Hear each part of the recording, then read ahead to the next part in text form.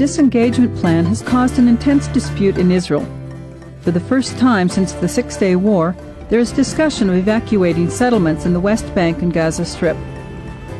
Prime Minister Ariel Sharon first proposed the plan last year.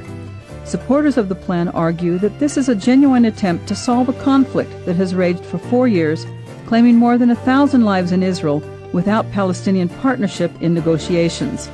All of us understand the importance of peace, the need for peace, and I think that we are committed to take every effort and every step to reach peace.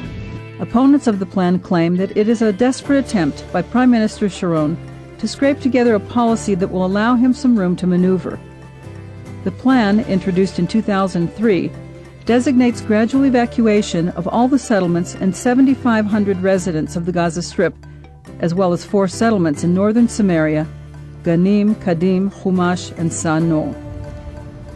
According to the plan, the IDF will withdraw from the Gaza Strip and redeploy along the security fence separating Gaza from the Green Line. Advocates of the plan contend that withdrawal is a positive step, that Israel is sacrificed in favor of a small group of Gaza settlers. They claim that the Gaza Strip is not part of the ancestral homeland, and evacuation will gain Israel favor in the eyes of the world. Supporters believe that should Israel be attacked after withdrawing, a military response, even a crackdown in Palestinian territory, would be entirely legitimate. Opponents of the plan remonstrate that withdrawal will draw terrorism closer to Israeli cities. Qassam rockets currently have an approximate range of 7 kilometers, and IDF withdrawal will leave many Israeli communities within rocket range. Even today, missiles fall on Israeli towns and innocent civilians. The Palestinians would also be able to smuggle and construct large quantities of weapons that would endanger even more cities and create an aura of fear similar to that of the Hezbollah in the north. Opponents of the plan also argue that unilateral withdrawal would be seen as capitulation to terrorism, as was the IDF retreat from Lebanon.